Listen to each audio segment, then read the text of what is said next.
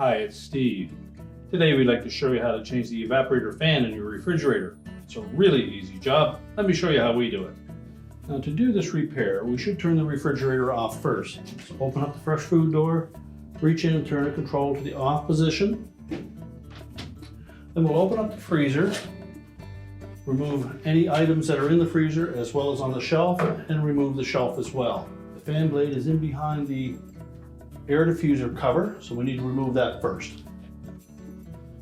Now next we'll remove the two screws that secure the air diffuser to the evaporator cover.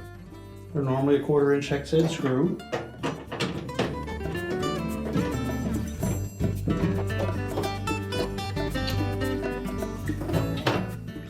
And then just to tilt that diffuser towards you and lift it away from the bottom, set it aside, and then grasp the center of the fan blade and pull it towards you.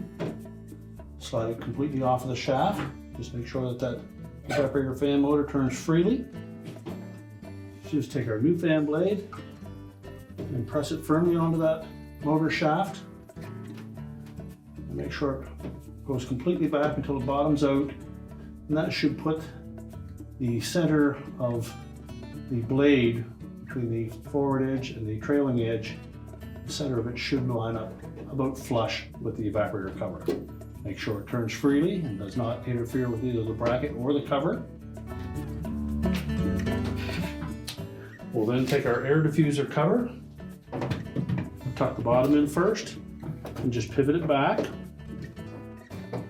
and then reinstall the retaining screws at the top.